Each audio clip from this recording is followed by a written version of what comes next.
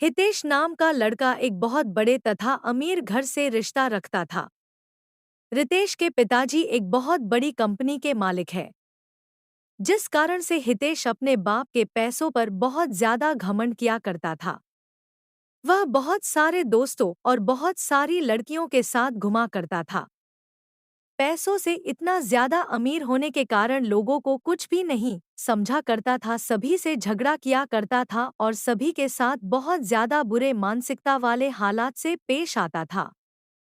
यही कारण है कि हितेश का कोई बेस्ट फ्रेंड नहीं था। वह जितने भी फ्रेंड्स और दोस्त के साथ रहता था, वह सिर्फ उसके साथ उसके पैसों पर मौज मस्ती करने के लिए रहते थे। लेकिन जब हितेश किसी मुश्किल में फंस जाता था तो कोई भी दोस्त उसकी मदद करने के लिए बिल्कुल भी आगे नहीं आता था। हितेश हमेशा अपने फ्रेंड तथा दोस्तों के साथ टूर करने के लिए बाहर देश जाया करता था, क्योंकि उनके पिताजी के पास इतनी ज्यादा दौलत थी कि कितना भी पैसा हितेश उस दौलत में से उड़ा दे, उसकी दौलत कमी नहीं होने वाली थी। इस कारण से हितेश उस दौलत को लेकर बहुत ज्यादा घमंड किया करता था और हमेशा अपने दोस्तों को बहुत ज्यादा पार्टी दिया करता था और फिर उसके साथ घूमने के लिए जाने के लिए कहा करता था। हितेश को लड़की की लत लग गई थी, वह लड़कियों के साथ बहुत ज्यादा टाइम बिताया करता था। ज्यादा पैसा होने के कारण वह बहुत सारी लड़कियों के साथ घूमा करता था तथा बार में जाकर लड़कियों के साथ डांस भी किया करता था। वह रिसोर्ट में जाकर लड़कियों को खाना खिलाता था और फिर घूमने के लिए टूर पर जाया करता था। एक दिन जब वह किसी कारण से अपनी छत पर टहल रहा था तो उसके घर के सामने एक छत पर एक सुंदर और बहुत ज्यादा खूबसूरत लड़की टहल रही थी। हितेश अपने पैसे के दम पर सोचता है कि चाहे कोई भी लड़की हो, अगर हितेश एक बार इशारा कर देगा तो कोई भी लड़की उसके आगे अपना फ्लैट हो जाएगी।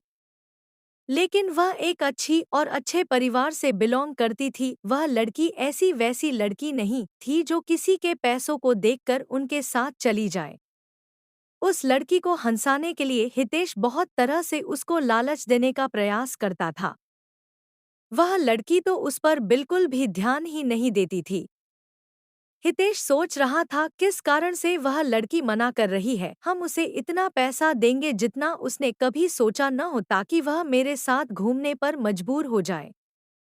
एक दिन हितेश पैसे के साथ अपनी एक लड़की फ्रेंड को उसके घर भेजता है। हितेश कहता है, ये लेकर जाओ, उस लड़की को बोलो कि जितना पैसा लेना है, जितना खाना है, जितना घूमना है मेरे से ले लो, लेकिन मेरे साथ घूमने के लिए तैयार हो जाओ।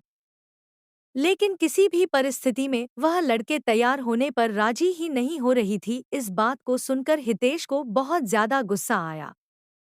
अब धीरे धीरे हितेश बिल्कुल ही बदलने लगा था।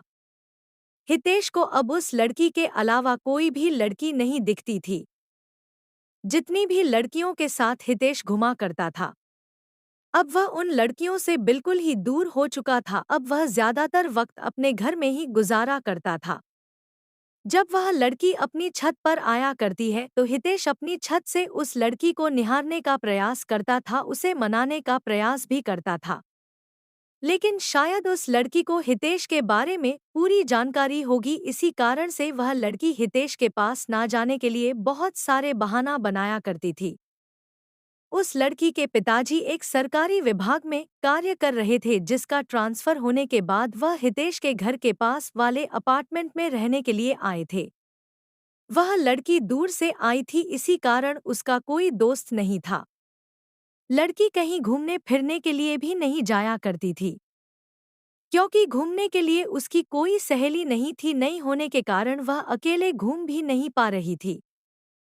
ऐसे तो वहाँ के ज्यादातर लड़कियां अच्छे स्वभाव की नहीं थी, जिस कारण से उस लड़की को कोई भी सहेली पसंद नहीं आ रही थी।